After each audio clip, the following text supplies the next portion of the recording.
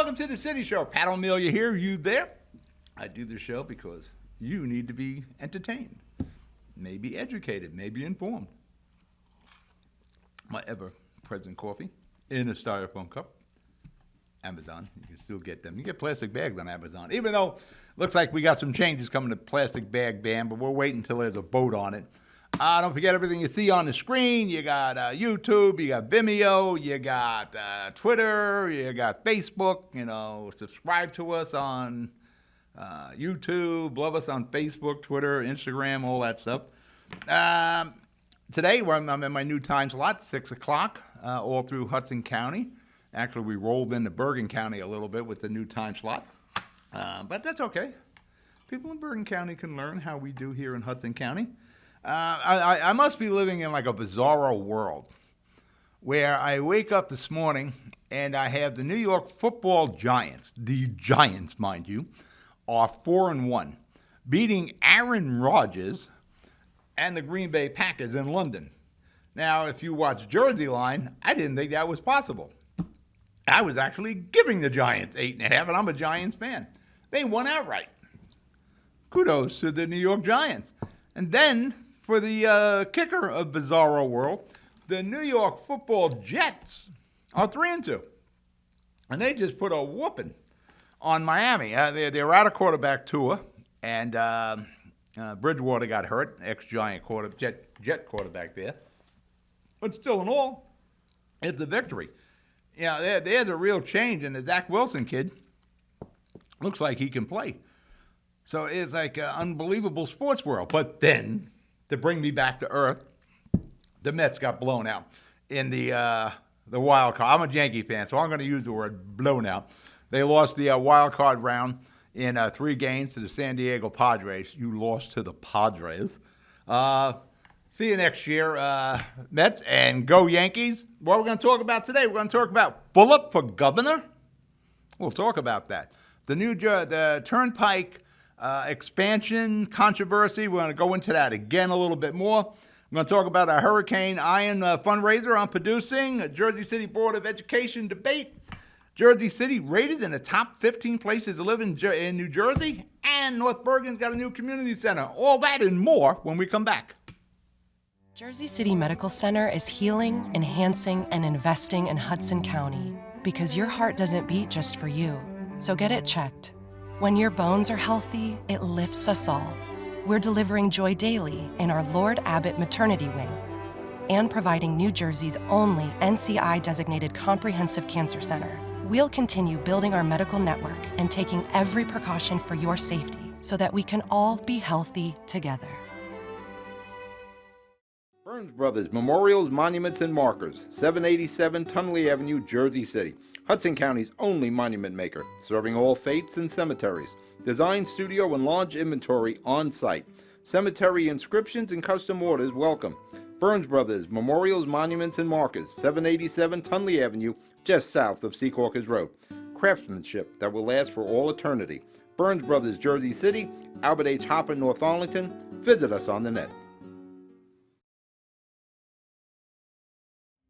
Hi, I'm Joyce Waterman, your Jersey City Council President.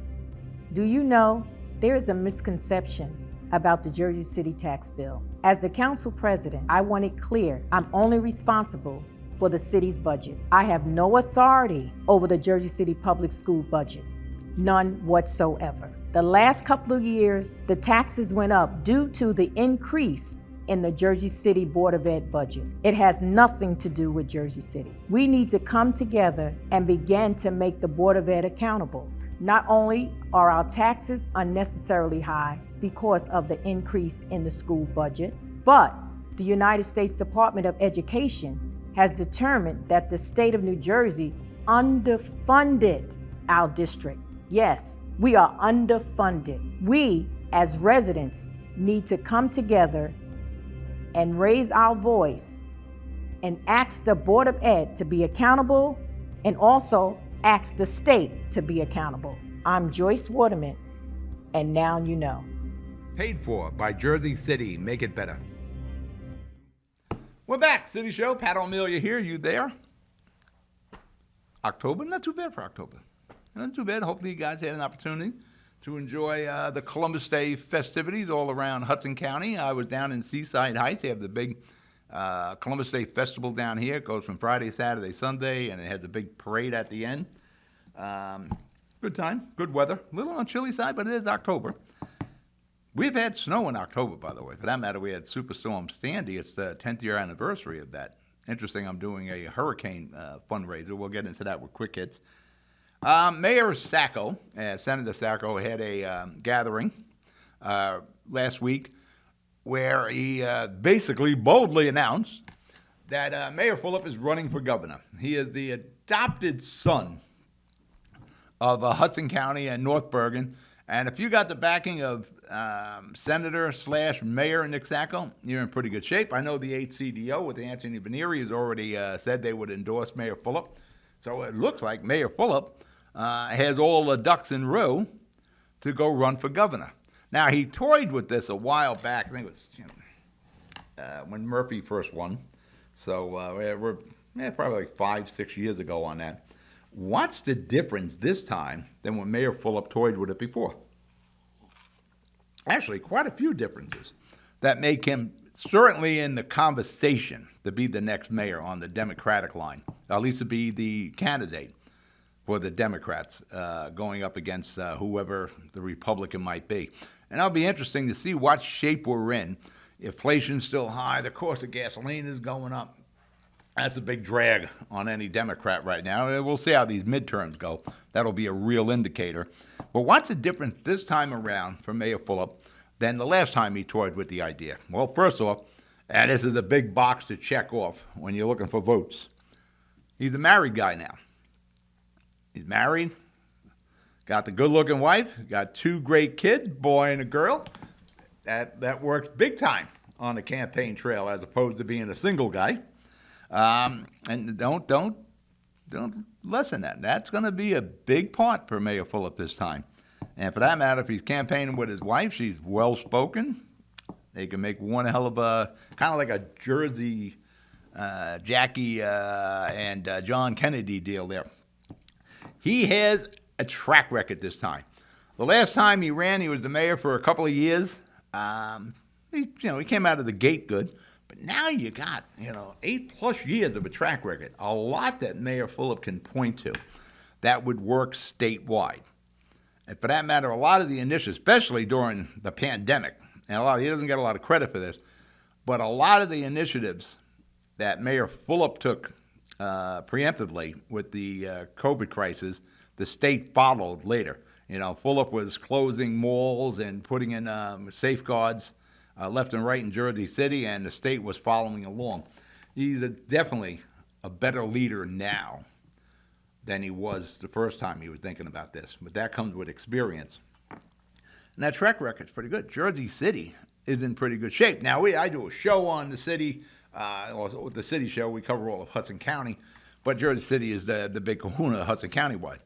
And we complain, at the course of Jersey City, it's very expensive here now.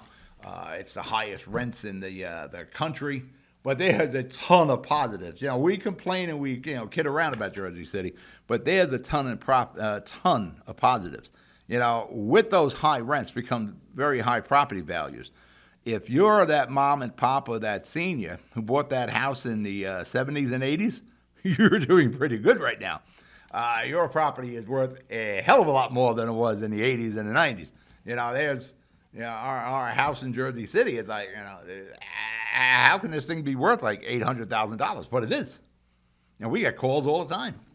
I tell them this, we'll take $1 million cash. They don't come up with that $1 million cash. I don't want any finance, I want $1 million cash. But that's incredible. So there's a lot of pros and cons here, but there's far more pros. That scale is, really weighted in the pros. He's bankable. He's bankable statewide. Plus, he's talking about bankable. The guy can raise money. He's got a big following. He's embraced most of the initiatives that have come across, especially with diversity-wise, in the state of New Jersey. It's probably started in Jersey City, the most diverse city. He's well loved by the unions. He's managed to keep all the balls in the air in Jersey City, from unions and to contractors. Done a good job. Definitely pro law enforcement. I don't think a lot of people realize he is, but he rebuilt the Jersey City Police Department, where it's at its largest number now, manpower-wise, than it was since the 70s, I think.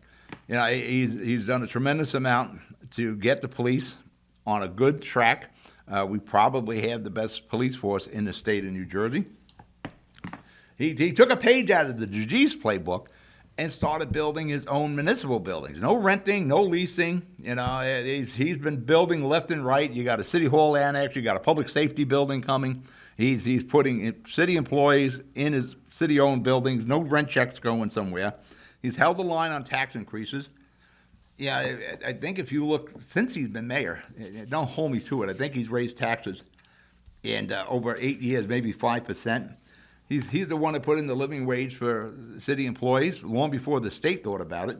Opponents this time around, who will he be looking at? You got Steve Sweeney, for that matter. Steve Sweeney, I'll be talking to him later on today or tomorrow.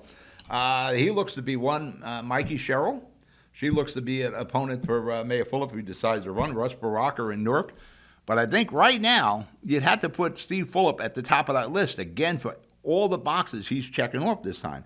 Huge negative? Well, of course, of renting in Jersey City. And it'll be interesting to see what happens politically in Jersey City if he does announce he's running for governor. All right, we're going to break for commercial. You're watching The City Show. I'll be right back. I've got cancer.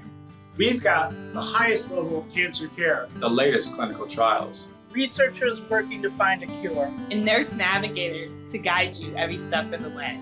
At New Jersey's only NCI-designated Comprehensive Cancer Center, your safety has always been our top priority. I've got cancer, but I also have peace of mind. Jersey City Medical Center and Rutgers Cancer Institute of New Jersey.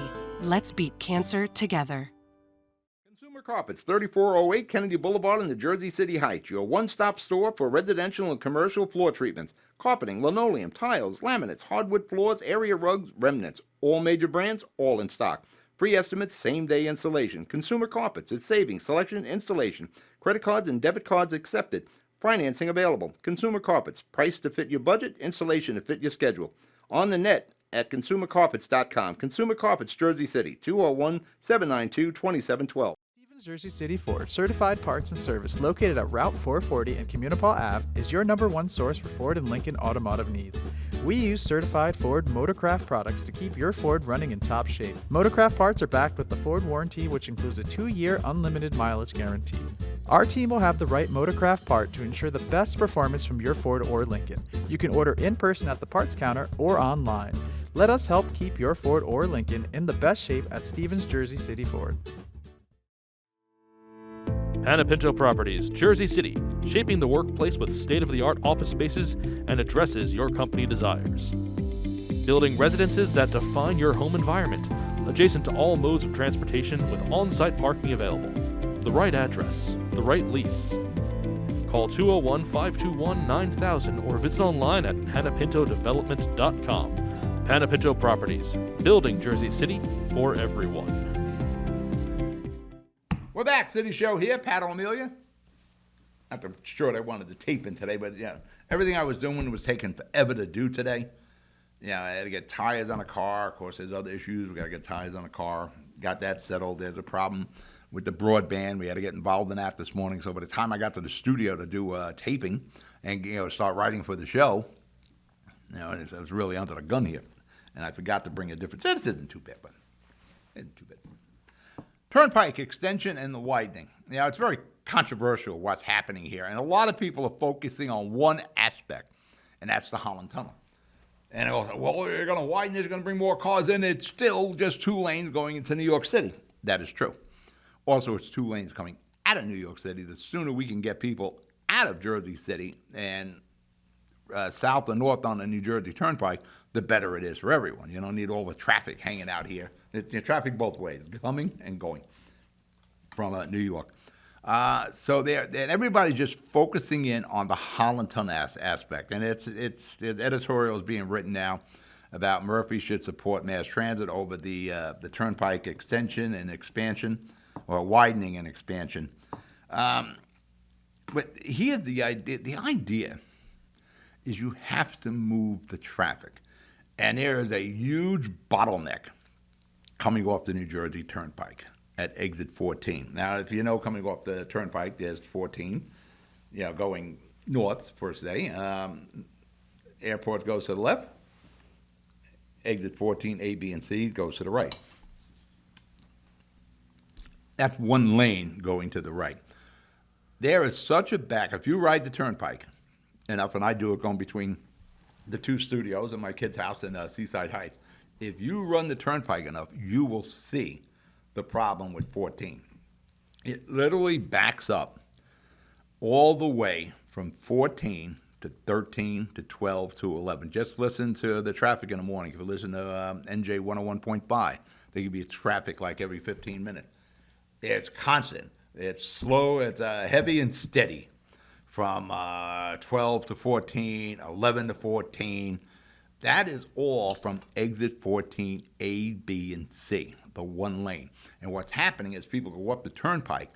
It's backing up. So they start jockeying. There's 3 lanes on each side, truck or car.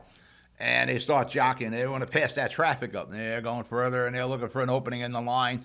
Well, that clogs up the middle lane. And then you have people in the left lane that are doing the same thing. So that causes a huge traffic jam. And that's every morning. You'll see a number on the Turnpike at time from the Turnpike to 14, I think it's A or B. It's like 39, 40 minutes. That has to be dealt with. Now, really, the state troopers in the Turnpike, there should be management here saying, enforcing that you can't go around jockeying where you slow up the middle lane and the left lane, so you're trying to cut that line. But that hasn't happened yet. But one of these days, and I think I should get involved, is call the Turnpike and say, what are you doing about this? Because you're allowing a road hazard to continue here. You're allowed a road hazard to exist by not managing 14. But the problem is 14 is that one lane. And then 14, A, B, and C is that horrible bridge. That bridge, my entire life, I try to avoid it as much as I can, but if I'm leaving Bayonne, or if I'm leaving City Hall in downtown Jersey City, I'm going to get on the bridge there. I'll get on by Montgomery Street, or if I'm coming out of City Hall, Bayonne, I'll get on Bayonne. And there's that horrible bridge that is forever under construction. It is forever backed up. That needs to be replaced. I'm all in line with that. I'm all in line with widening and expanding 14. The one lane, getting off the Turnpike, that's not working. The argument that's being made is we should use that money for mass transit, not the road repair. Well, first off, that's not tax dollars that are paying for that expansion and widening program. That is toll money that's doing that. It's not coming out of any tax kitty there. It's not coming out of everybody's income tax. It's coming out of those tolls. And those tolls should be used for the New Jersey Turnpike. And when they talk about mass transit to me is subways. And New Jersey, guess what? We don't have any subways. It's really few towns. You're looking at mass transit when we're talking subways, which is how I look at mass transit. New York City, London. I've never been to Japan. I understand they have a great subway there. But that's mass transit. Once you get up out of the tunnels for the railroad, you're on the roads with all of us. Now, Rob Menendez Jr. has an idea where he would have dedicated bus and truck lanes, because there's commerce involved also with New Jersey Turnpike. Again, stop focusing just on the Holland Tunnel. There's commerce involved. But even if we should look at Rob Menendez Jr.'s idea here. He's on the Port Authority, and he's running for Congress. Let's look at that idea. But no matter what the idea is, whether we have dedicated truck and bus lanes, we still need to do the widening. And like I said, if you're riding up the New Jersey Turnpike enough, you'll see this. The expansion for exit 14 has to go through. It needs to be widened. Whatever method we want to use after it's done, if you want to have dedicated bus lanes, dedicated truck lanes, do it. But there's commerce involved here. People aren't just taking 14 to go to the Holland Tunnel. They're taking it because they work in Jersey City.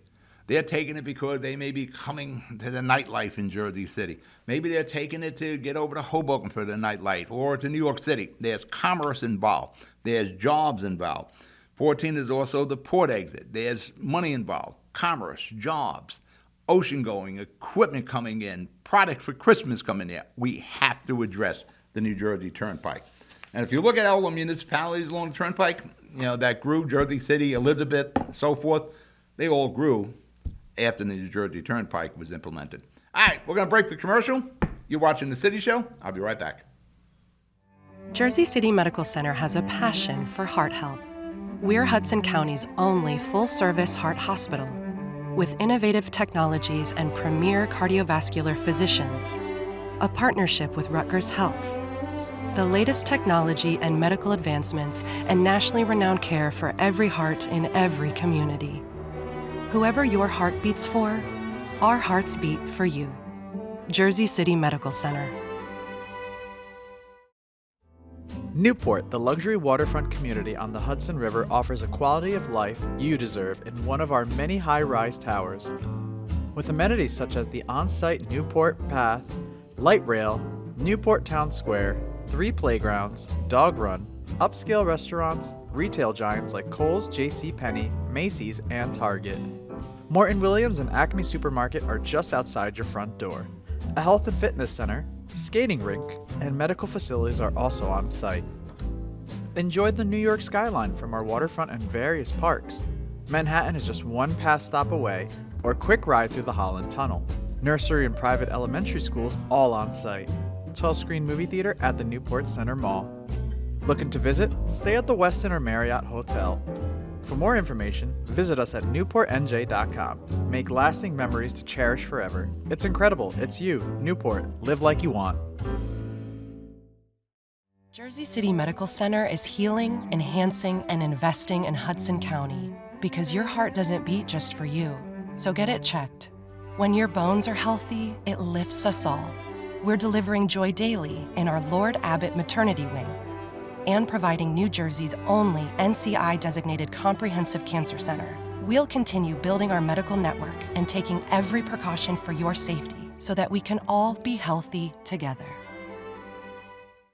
We're back. City Show here. Pat O Melia, the president, Styrofoam Cup of Coffee. As I close out that last segment, you look at the growth of the cities off the Turnpike exit. Now, Turnpike, for most of my life, we just had 15E. Now you got 15X. All the cities developed along those Turnpike exits. Secaucus. Look at Secaucus now. It's already put in 16E and 15X. Completely exploded. There's like a huge tower going up in Secaucus now. Elizabeth, Secaucus, North Bergen, Bayonne. Those cities, industry-wise, back in the 50s, they really took off. But that was really the boost that those municipalities need. That really drove a population boom, a real job explosion, until we came into the 80s, and that all started to crank down. But passenger cars and commerce still comes in. We just don't have the jobs anymore in Jersey City. All our industrial sites have become residential units. But every one of those cities, they developed wherever the Turnpike exit was. All right, Hurricane Ian fundraiser. We're going to do that Friday, the 14th of October, in cooperation with the Red Cross. So whatever you're donating, it's tax deductible. It's going to Red Cross. You've seen the footage. We went through Sandy 10 years ago, and it's like really, we had some other minor hurricanes and tropical storms, but Sandy hit us hard. What hit Florida and the southern states, that's like Sandy 10 times. So they need all the help. They're going through everything that we went through, all the problems with insurance companies. Homes are gone. They got nothing. Whatever we can do to help them, we should do. I got a studio. We're going to try to raise some money for these people, try to help them. We're going to do it the 14th from 5:30 to 7:30. We're going to run people in and out during this. So I'm sure we'll have people on the show that you're going to be interested in from the world of politics, elected officials, civic people, business leaders, anybody we can rope in. I shouldn't say rope. Well, everybody I spoke to is all in on trying to help the people in Florida and the southern states along the East Coast there. We all remember our own situations with Sandy, so we got a lot of good people. You'll get to see them all. It's going to be hosted by myself, John Highness, with Hudson County View Live, and Fernando Uribe. He'll be doing some of the hosts, all three of us. Sometimes you'll probably see all three of us at the same time. Also, on October the 27th, I'm producing a Jersey City Board of Education debate where we're going to have the two main tickets, and there's two independent candidates. We're going to work 8 into 6 podiums, so we'll rotate those 2 3-ticket groups where the 3 candidates are on each ticket. So there'll be like a team there. They'll work as a team. It's going to be 90 minutes. So every half hour we can rotate one of those people out of that 3-member ticket. But we're going to get 8 into 6. You need to see what's happening, what's going to happen, what their mindset is, what they're interested in doing if and when they become elected on the Board of Education. Remember, we are looking at least $1 billion. We're going to blow past $1 billion in the next budget. That affects your property taxes. That affects your rent. Everyone has skin in the game. You need to make an educated, informed vote for the school board. We just can't, let that slide like we used to. I'd like to see that move back into April. Travel Lemmings. Don't know much about this site, but they were nice enough to list New Jersey City in the top 15 best places in New Jersey to live. Now, as I said earlier, we joke around, we complain a lot about Jersey City, but when you sit back and try to look at Jersey City from an outsider's perspective, you're just looking at the whole. It's a great place to live. We got some issues that we've got to try to work out. We got to figure out how to make the city more affordable. That $1 billion budget may be a place to start. We need to improve our parking. We need to improve mass transit. Again, I hate saying mass transit. I always think subways because that's really what mass transit is. Can we have buses? Well, we used to have a lot of buses. Why don't we have a lot of buses anymore? Because we don't have a lot of jobs here in Jersey City. At one time, people took the bus to go to work. We don't have a lot of jobs anymore in Jersey City. We have a lot of residential units. We have a lot of condominiums. Can we use more buses? Sure can.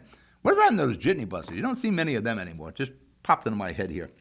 But Tribal Livings put Jersey City in the top 15 best places in New Jersey to live. They also mentioned Hoboken. You got to throw Hoboken in there also. But Jersey City's in there. That's my hometown. And again, we were talking about Mayor Fulop for governor. Mayor Fulop's a big reason why New Jersey is one of the top 15 places in the state to live. So kudos to Mayor Fulop and his team. And going over to another icon, Mayor Nick Sacco, also state senator for the next year. He'll soon open a community/library in North Bergen. I think it's on 64th Street where it'll be. We might even do a remote show from there. We can take the Shore Show travel set and do a show right from the new rec center library, just you can see everything that's going on there. But not only is that, the master there, Nick Sacco, the master of municipal budgets there, he's got a new high school annex coming where the old high-tech high school was on Tunley Avenue. So things are happening in North Bergen and things are happening in Jersey City. What's happening now is I'm running out of time. So you be good, you be safe. I'll talk to you next week. Good night.